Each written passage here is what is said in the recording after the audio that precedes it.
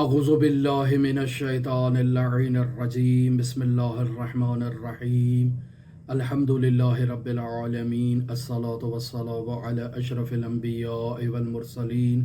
وعلی آلہ طیبین الطاہرین المعصومین الذین اذهب اللہ عنہم الرجس وطہرہم تطہیرا اللہم صل علی محمد وآل محمد وعجل فرج قائم آل محمد۔ عزیزان محترم، کتاب وسائل الشیعہ ابواب جہاد بن نفس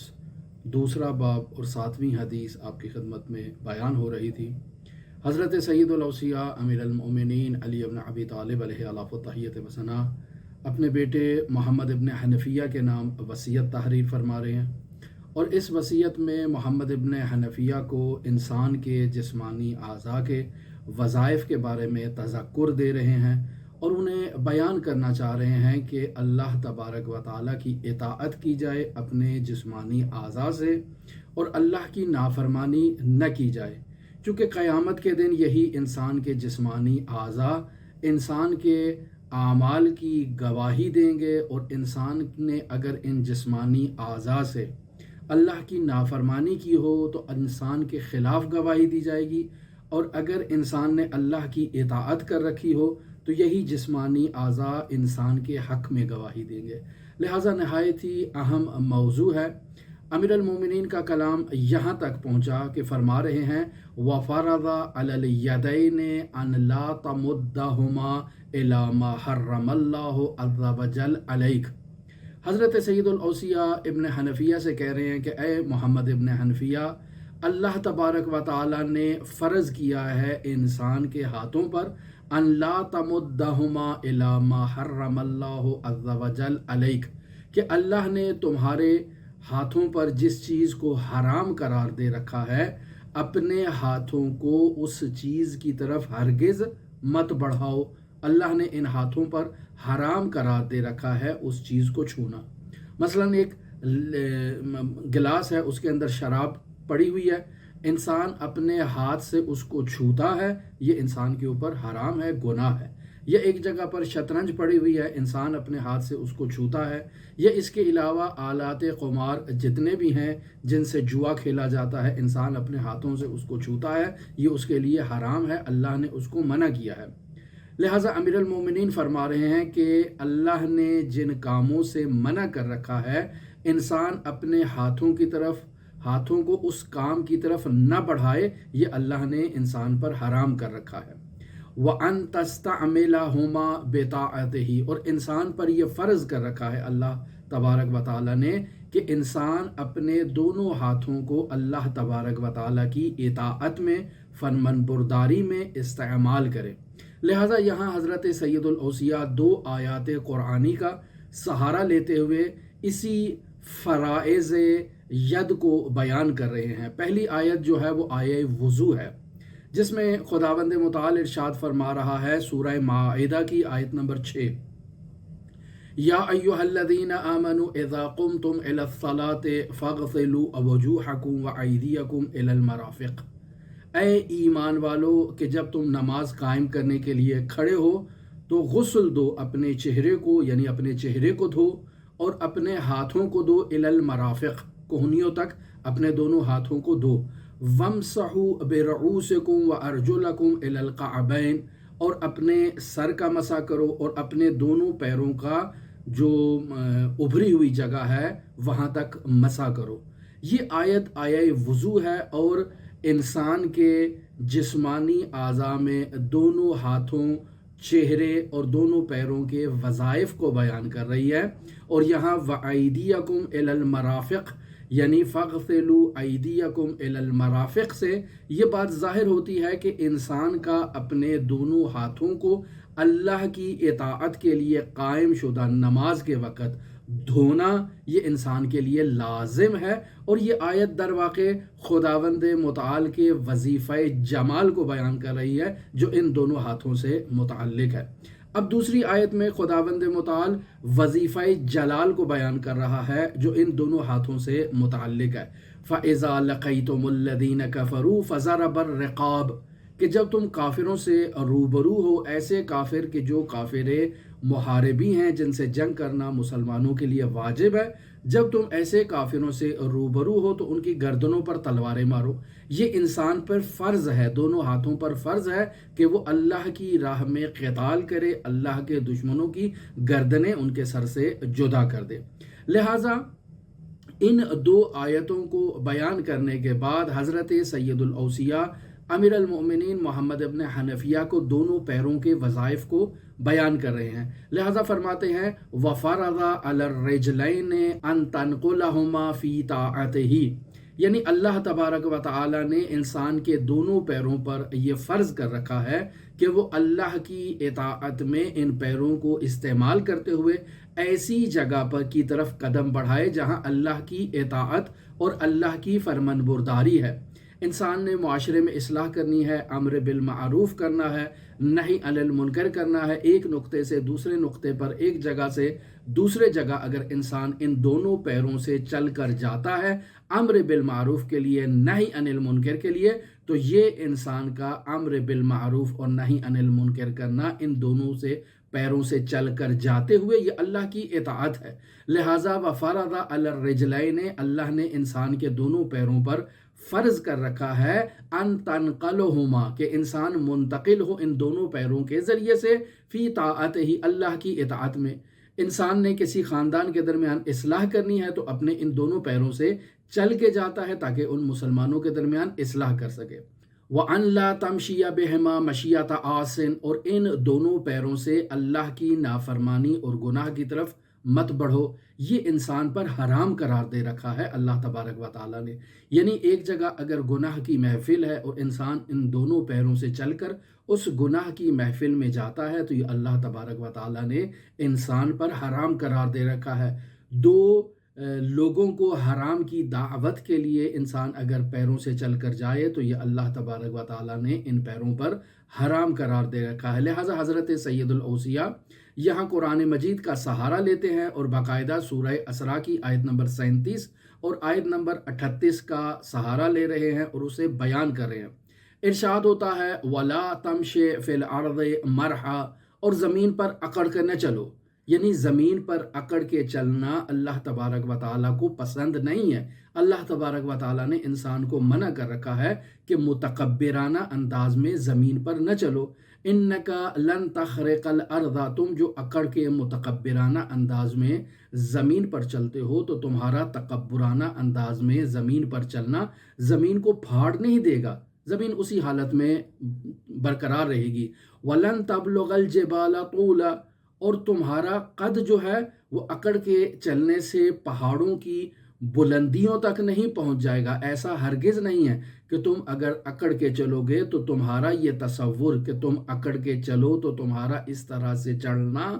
تمہیں پہاڑوں کی بلندیوں کی چوٹیوں تک پہنچا دے گا، یہ تمہاری خام خیالی ہے۔ لہٰذا زمین پر متواضعانہ انداز میں چلنا یہ انسان کی ذمہ داری ہے۔ لہٰذا ہم دیکھتے ہیں حضرت امام حسن مجتبیٰ علیہ الصلاۃ والسلام کی سیرت طیبہ میں کہ ان کی بہت سی سواریاں تھیں لیکن پیدل چلنے کو ترجیح دیا کرتے تھے۔ حضرت سید الاوصیاء امیر المؤمنین علی ابن ابی طالب بھی پیدل چلنے کو جو ہے وہ ترجیح دیا کرتے تھے اور انسان کو یہ تعلیم دیا کرتے تھے کہ متواضعانہ انداز میں زمین پر چلنا، تواضع کے ساتھ چلنا انسان کے وجود سے تکبر کے خاتمے کا باعث بنتا ہے۔ ہم پہاڑوں کو دیکھتے ہیں، پہاڑ کس قدر عظیم ہے، کیٹو کا پہاڑ ہے، یا اس کے علاوہ بلند بلند چوٹیوں کو جو دیکھتے ہیں تو یہ ان چوٹیوں کو دیکھ کر انسان متوجہ ہوتا ہے ان کی عظمت کی طرف۔ لیکن جب انسان اکڑ کے چلتا ہے تو اکڑ کے چلنے کا ہرگز یہ مطلب نہیں ہے کہ انسان انہی کی طرح عظیم ہو جائے گا۔ انسان کا جتنی بھی انسان اپنی کمر کو سیدھا کر لے، جتنے بھی اپنے وجود میں اکڑ لے کر آئے، انسان ان پہاڑوں کی بلندیوں کو نہیں چھو سکے گا۔ لہٰذا وَلَا تَمْشِي فِي الْأَرْضِ مَرْحًا، یعنی خداوند متعال ارشاد فرما رہا ہے کہ یہ اللہ کی زمین ہے اور اس زمین پر متکبرانہ انداز میں چلنے کا تمہیں حق حاصل نہیں ہے۔ کُلُّ ذَلِكَ كَانَ سَعْيُهُ عِندَ رَبِّكَ مَكْرُوهًا، یہ تمام جو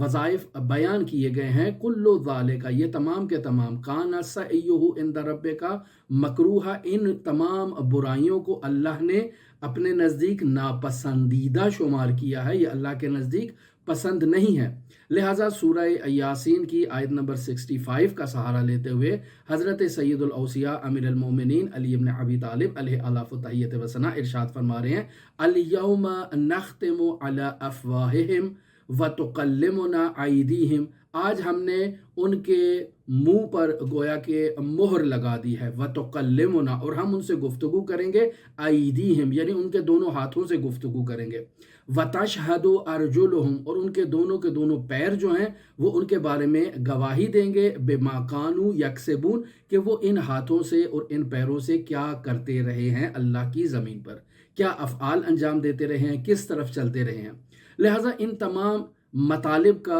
نچوڑ جو حضرت سید الاوصیاء امیر المومنین نے انسان کے جسمانی اعضاء پر اللہ تبارک و تعالیٰ کی جانب سے فرائض کو جو بیان کر دیا، تو اب نچوڑ اور لب مطلب اور جان مطلب کو حضرت سید الاوصیاء ابن حنفیہ کے لیے بیان کر رہے ہیں۔ ارشاد فرماتے ہیں، فَأَخْبَرَ اللَّهُ عَنْهَا أَنَّهَا تَشْهَدُ عَلَى صَاحِبِهَا يَوْمَ الْقِيَامَةِ، یعنی اے محمد ابن حنفیہ، اللہ تبارک و تعالی نے ان آیات میں اس بات کی خبر دے دی ہے انسان کو کہ قیامت کے دن انسان کے پیر اور انسان کے دوسرے جسمانی اعضاء انسان کے خلاف گواہی دیں گے، انسان کے بارے میں بتائیں گے کہ اس انسان نے ان ہاتھوں سے کس طرح سے استعمال کیا، آیا اللہ کی فرمان برداری میں استعمال کیا یا اللہ کی مخالفت میں اور معصیت میں ان دونوں پیروں کا، ان دونوں ہاتھوں کا استعمال کیا، ان دونوں کانوں کا اور ان دونوں آنکھوں کا اللہ کی معصیت میں استعمال کیا، یہ گواہی دیں گے۔ فَهَذَا مَا فَرَضَ اللَّهُ عَلَى جَوَارِحِكَ، اے محمد ابن حنفیہ، تمہارے اعضاء و جوارح پر اللہ نے یہ وہ تمام چیزیں فرض کر رکھی ہیں۔ فَاتَّقِ اللَّهَ يَا بُنَيَّ، تو اے میرے بیٹے، اے میرے لخت جگر، اللہ پر تقوی اختیار کرو، تقوی اختیار کرو، پرہیزگاری اختیار کرو، اللہ کی اطاعت کرو ان اعضاء و جوارح سے، اور اللہ کی نافرمانی اور معصیت مت کرو۔ وَاسْتَعْمِلْهَا بِطَاعَتِهِ، اور ان اعضاء و جوارح کا اللہ کی اطاعت میں استعمال کرو، ورضوانہ، اور اللہ کی خوشنودی اور رضا میں ان اعضاء و جوارح کا استعمال کرو۔ وَإِيَّاكَ أَن يُرَاكَ اللَّهُ تَعَالَى ذِكْرُهُ عِنْدَ مَعْصِيَتِهِ، اور پرہیز کرو اس بات سے کہ اللہ تبارک و تعالیٰ تمہیں ایسی کیفیت میں مشاہدہ کرے کہ تم اللہ تبارک و تعالیٰ کی معصیت اور نافرمانی میں مصروف ہو۔ انسان جو کچھ بھی کر رہا ہے اللہ تبارک و تعالیٰ اسے دیکھ رہا ہے۔ نحن اقرب الیہ من حبل الورید، خداوند متعال انسان کی شاہ رگ سے بھی زیادہ اس کے قریب ہے۔ اگر انسان آنکھوں سے گناہ کرتا ہے تو اللہ اسے اس گناہ کو کرتے ہوئے مشاہدہ کر رہا ہے۔ اگر انسان کانوں سے کسی گناہ کو سنتا ہے تو اللہ دیکھ رہا ہے۔ اگر انسان زبان سے گناہ کرتا ہے تو اللہ دیکھ رہا ہے۔ اگر انسان ہاتھوں اور پیروں سے گناہ کرتا ہے تو اللہ دیکھ رہا ہے۔ تو اے ابن حنفیہ، پرہیز کرو اس بات سے کہ اللہ تمہیں اس کی معصیت اور نافرمانی کرتے ہوئے مشاہدہ کرے، بلکہ اللہ تمہیں اس کی اطاعت اور فرمان برداری کرتے ہوئے مشاہدہ کرے۔ یہ حالت محبوب حالت ہے ایک مومن کے لیے۔ او یفقدک عند طاعتہ فتکون من الخاسرین، یعنی جہاں اللہ کی اطاعت اور فرمان برداری ہو رہی ہے اللہ تمہیں وہاں غیر حاضر پائے تو اس صورت میں تم خاسرین میں سے ہو۔ یعنی ایک جگہ پر مجلس عزا برپا ہے، میں اس مجلس عزا میں شریک نہیں ہو رہا ہوں تو یہاں میں خاسرین میں سے ہوں۔ ایک جگہ نماز جماعت کھڑی ہوئی ہے، میں اس نماز جماعت میں شریک نہیں ہو رہا بغیر وجہ کے تو یہاں میں خاسرین میں سے ہوں۔ ایک جگہ خیر کا کام ہو رہا ہے، میں اس خیر کے کام میں شریک نہیں ہو رہا تو میں معصیت کار ہوں، میں یہاں جو ہے وہ خاسرین میں سے ہوں۔ اگر انسان کوتاہی نہ کرے تو خاسرین میں سے ہے، اور اگر جان بوجھ کے کوتاہی کرے اور اس کا فعل معصیت شمار ہو تو اس صورت میں انسان گنہگار ہے کہ وہ فعل اس جگہ پر شریک ہونا انسان پر واجب تھا۔ وَعَلَيْكَ بِقِرَاءَةِ الْقُرْآنِ، یہاں حضرت سید الاوصیاء ابن حنفیہ سے کہہ رہے ہیں کہ اے محمد ابن حنفیہ، تمہارے اوپر لازم ہے کہ قرآن مجید کی قراءت اور قرآن مجید کی تلاوت کرو۔ کیا صرف تلاوت کرنا ہی کافی ہے؟ کیا صرف قاری قرآن بننا ہی کافی ہے؟ تو نہیں، وَالْعَمَلُ بِمَا فِيهِ، اور قرآن مجید میں اللہ تبارک و تعالی نے جو نورانی معارف بیان کر دیے ہیں انسان کے لیے، وَالْعَمَلُ بِمَا فِيهِ، کہ تلاوت قرآن کے ساتھ ہر آیت کو اپنے وجود پر جاری کرتے ہوئے انسان اس پر عمل کرے۔ ہم پہلے بھی عرض کر چکے کہ علامہ اقبال سے کسی نے سوال کیا کہ آپ بہت عظیم اور بلند مقام پر فائز ہیں، تو مجھے بتائیں اس بلندی کی کیا وجہ ہے، کیسے آپ اس بلند مقام پر فائز ہوئے؟ تو علامہ اقبال کہتے ہیں کہ ایک دن میں قرآن مجید کی تلاوت کر رہا تھا تو میرے والد نے مجھ سے کہا کہ ایسے قرآن مجید کی تلاوت کرو کہ جیسے اللہ ان آیات میں تم ہی سے مخاطب ہے اور تم ہی سے ہم کلام ہے۔ تو جب تم قرآن مجید کی ہر آیت کا مصداق خود کو پاتے ہوئے خود اس آیت کے اندر اللہ کا پیغام اپنے لیے پڑھتے ہوئے قرآن مجید کی تلاوت کرو گے تو یقینی بات ہے تمہاری کیفیت میں تبدیلی ہوگی۔ لہٰذا اس روز کے بعد میں نے قرآن مجید کی جب تلاوت کی تو اس انداز میں تلاوت کی کہ اللہ تبارک و تعالیٰ گویا اسی آیت سے مجھ سے مخاطب ہے اور مجھ سے گفتگو کرنا چاہتا ہے، مجھے ایک پیغام منتقل کرنا چاہتا ہے، مجھے ایک بات بتانا چاہتا ہے۔ لہٰذا میں نے اللہ کا پیغام خود اللہ تبارک و تعالیٰ سے حاصل کیا ہے، اس انداز میں قرآن کی تلاوت کی ہے۔ لہٰذا یہ جو آپ مجھے اس کیفیت میں مشاہدہ کریں، اس کی بنیادی وجہ یہ ہے کہ میں نے قرآن کو سمجھ کے پڑھا ہے، خود اپنے لیے قرآن مجید کی قراءت اور تلاوت کی ہے۔ لہٰذا امیر المومنین فرما رہے ہیں وَعَلَيْكَ بِقِرَاءَةِ الْقُرْآنِ، اے محمد ابن حنفیہ تمہارے اوپر لازم ہے کہ تم قرآن مجید کی تلاوت کرو، وَالْعَمَلُ بِمَا فِيهِ، اور جو کچھ اس قرآن مجید میں بیان ہوا ہے اس کے اوپر خود عمل کرو، وَلُزُومِ فَرَائِضِهِ وَشَرَائِعِهِ وَحَلَالِهِ وَحَرَامِهِ وَأَوَامِرِهِ وَنَهْيِهِ، اے محمد ابن حنفیہ تمہارے اوپر لازم ہے کہ قرآن مجید میں جو واجبات بیان کیے گئے ہیں ان واجبات پر عمل کرو، وَشَرَائِعِهِ، اور جو شریعت مقدسہ مطہرہ اسلامیہ کے قوانین اس قرآن مجید میں بیان کر دیے گئے ہیں ان قوانین پر عمل کرو، وَحَلَالِهِ، اور جو اللہ تبارک و تعالیٰ کے حلال اس قرآن میں بیان ہوئے ہیں ان حلال کو حاصل کرو، وَحَرَامِهِ، اور جو حرام بیان ہوئے ہیں ان سے اجتناب کرو، وَأَوَامِرِهِ، اور اللہ تبارک و تعالیٰ نے جو اپنے عبد اور بندے کو امر کیا ہے اس امر کو خود اپنے اوپر امر اور حکم تصور کرتے ہوئے اس پر عمل کرے، وَنَوَاهِهِ، اور جس چیز سے اللہ تبارک و تعالیٰ نے انسان کو منع کیا ہے اے محمد ابن حنفیہ اس سے دوری اختیار کرو، وَتَهَجُّدُ بِهِ، اے محمد حنفیہ رات کو بیدار ہو کر تہجد کر کے قرآن مجید کی تلاوت کرو، وَتِلَاوَتِهِ، اور قرآن مجید کی تلاوت کرو، فی لیل کا و نہارے کا، اپنے دن کو بھی قرآن مجید کی تلاوت کرو اور رات کے وقت بھی قرآن مجید کی تلاوت کرو۔ بس 24 گھنٹے امیر المومنین یہ فرمانا چاہ رہے ہیں کہ شب بیداری کرو تو قرآن کے ساتھ، دن میں جب تمہیں وقت ملے تو قرآن کے ساتھ بیدار ہو، اور جب رات کو تمہیں فرصت ملے تو قرآن مجید کی تلاوت کرو۔ یہ 3 اوقات حضرت سید الاوصیاء نے قرآن مجید کی تلاوت کے لیے بیان کیے ہیں۔ فَإِنَّهُ أَحَدٌ، کیوں اس طرح سے قرآن مجید کی تلاوت کی؟ حضرت سید الاوصیاء تاکید فرما رہے ہیں، فرماتے ہیں فَإِنَّهُ أَحَدٌ، چونکہ قرآن مجید ایک عہد ہے، ایک پیمان ہے، کس کی طرف سے؟ من اللہ تبارک و تعالی الی خلقہ، اللہ تبارک و تعالی نے اپنی مخلوقات کے لیے ایک عہد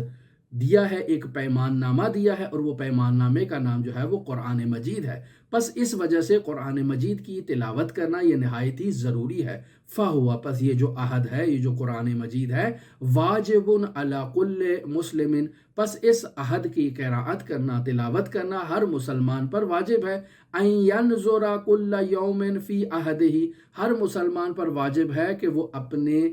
دن میں ہر روز جو ہے وہ قرآن مجید کی طرف نگاہ کرے، اس کو مطالعہ کرے، اس کی قراءت کرے، ولو 50 آیہ، ولو 50 آیت ہر روز قرآن مجید کی تلاوت کرے۔ یہی وہی دستور ہے جو مرحوم آیت اللہ شیخ محمد تقی بہجت تمام سالکان طریق اللہ کو دیا کرتے تھے۔ جب بھی ان سے پوچھا جاتا کہ کیا کریں تو فرماتے ہر روز قرآن مجید کی حد اقل 50 آیات کی تلاوت کی جائے۔ وَعْلَمْ أَنَّ دَرَجَاتِ الْجَنَّةِ عَلَىٰ عَدَدِ آیات القرآن، یہاں حضرت سید الاوصیاء نہایت ہی عجیب مطلب کو بیان فرما رہے ہیں اور فرما رہے ہیں کہ جان لو جنت کے جتنے بھی درجات ہیں وہ قرآن مجید کی آیات کے عدد کے مطابق ہیں۔ اگر قرآن مجید کی آیات 6666 ہے تو جنت کے درجات بھی 6666 ہوں گے، اور اگر آیات اس سے زیادہ ہیں تو درجات بھی اس سے زائد ہوں گے۔ فَإِذَا كَانَ يَوْمَ الْقِيَامَةِ، جب قیامت کا دن آئے گا، يُقَالُ لِقَارِئِ الْقُرْآنِ، تو قرآن مجید کے قاری سے یہ کہا جائے گا اقرا وارقع، یعنی قرآن مجید کی تلاوت کرو، اے ورفع، قرآن مجید کی تلاوت کرو، ہر آیت کی تلاوت کے بعد تم ایک درجے پر فائز ہو جاؤ گے، اور اسی طرح سے درجہ بدرجہ جو ہے وہ تم اوپر کی طرف رجوع کرو گے۔ فلا یکونو فی الجنت، پس جنت میں کوئی نہیں ہوگا، بعد النبیین والصدیقین ارفع درجتا منہ، یعنی قیامت کے دن انبیاء اور صدیقین کے بعد بلند ترین درجے پر جو فائز شخص ہوگا وہ قاری قرآن ہوگا۔ لیکن قاری قرآن وہ والا قاری قرآن نہیں کہ جس کے اوپر خود قرآن لعن بھیج رہا ہے۔ وہ کون سا قاری ہے؟ وہ قاری ہے کہ جو اطرت کے ساتھ قرآن کو نہیں ملاتا ہے۔ انی طارق فیکم الثقلین کتاب اللہ و اطرتی اہل بیتی، یعنی وہ قاری جو قرآن کی تو تلاوت کر رہا ہے لیکن اس نے اطرت کو پس پش ڈال دیا ہے، ایسے قاری قرآن سے متعلق یہ مطلب نہیں ہے۔ لہٰذا قاری قرآن جو ہے وہ قرآن اور اطرت کو ساتھ رکھتے ہوئے اگر قرآن مجید کی تلاوت کرے گا تو اسے کہا جائے گا کہ اقرا ورقع، کہ تلاوت کرو اور اوپر کی طرف آؤ، اور درجہ بدرجہ اسی طرح سے اوپر بڑھتے جاؤ۔ یہاں خلاصہ مطلب مرحوم شیخ حر عملی بیان کر رہے ہیں، والوصیۃ طویلۃ، یہ جو حضرت سید الاوصیاء امیر المومنین علی ابن ابی طالب علیہ الاف و تحیت وثنا نے محمد ابن حنفیہ کے نام جو وصیت بیان کی ہے، والوصیۃ طویلۃ، یہ وصیت نہایت ہی طولانی ہے، اخذنا منہا موضع الحاجہ، ہم نے یہاں وسائل الشیعہ